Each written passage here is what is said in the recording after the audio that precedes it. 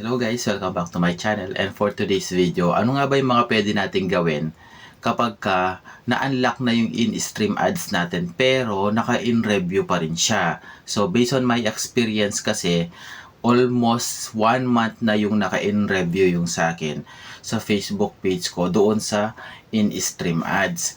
Pero hindi pa siya natatanggal, no? So dalawang ways yung pwede nating gawin, dalawang paraan ang pwede natin gawin para malaman natin or para masiguro natin na yung violation natin, wala naman tayong violation sa Facebook, pero nandun pa rin yung in review. Kumbaga sobrang tagal bago ma-review ni Facebook yung page natin.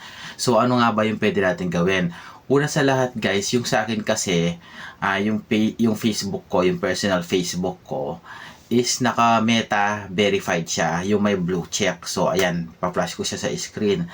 So ibig sabihin niya, nag-avail ako ng blue badge para lang makausap ko yung customer service nila sa Facebook. Then after ko makausap yung customer service nila sa Facebook, nag-ano ako, kumbaga nagbigay ako ng number, and then nakausap ko sila through phone, tumawag sila sa akin, and then in-explain ko na may ads na yung mga videos ko doon, pero hindi siya kumikita. Kumbaga may ads lang siya, pero yung tools ko sa in-stream ads is naka-in review pa rin siya. Sabi ko almost 1 month na siya. So as per Facebook Meta Pro, ang sabi sa akin, katunayan daw na yung kapag may nilagyan na ng ads, nilagyan na ng ads ng Facebook yung mga video natin, parang papunta na daw yun na matatapos na yung in review. Pero yung iba kasi guys, nasa 1 week lang, 2 weeks lang kapag nagbigay sila ng diba, nag-review sila ng ganon. So kapag nag-process sila ng ganon, hindi naman siya ganun katagal, na almost 1 month na yung sa akin. Kaya tinawag ko na. So after ko may tawag, so ayun, no, pero parang hindi pa rin ako satisfied, walang nangyari. So tinawag ko ulit, parang follow up pa rin, parang ganun yung nangyari. So ginawa ko is nag-live ako sa Facebook page ko. Bago ko sinubukan na mag-live sa Facebook page ko, is chinek ko muna kung mayroong mga violation. Kasi nakalagay doon wala namang violation. Pero doon sa nakapost natin sa Facebook na mga videos, possible na may violation siya.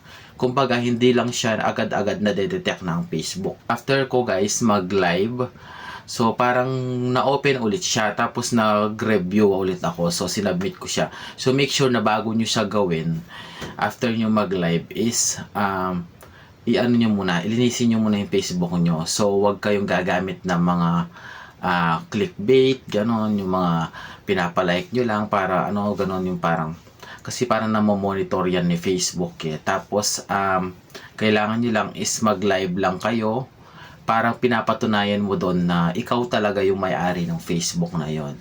So after that guys, ganito kasi lumalabas sa Facebook eh. Kaya ipa-flash ko siya dyan sa screen para makita nyo.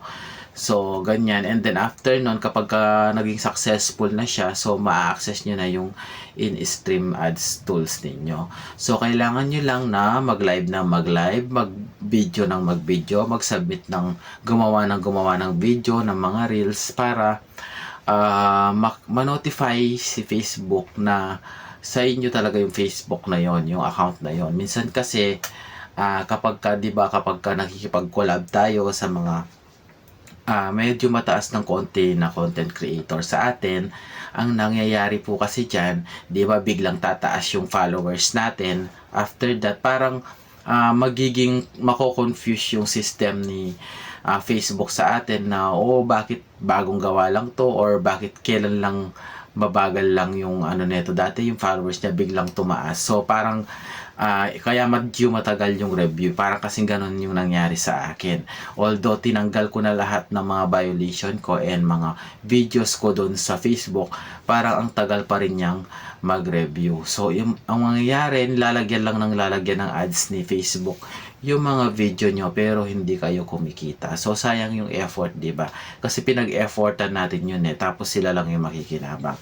So hopefully guys na naging malinaw yung pag-explain ko dito sa inyo sa tutorial or vlog na to. And don't forget to like and subscribe. Follow me on my Facebook page para sa mga susunod ko pang mga update kung may mga pwede pa akong ma-share sa inyo.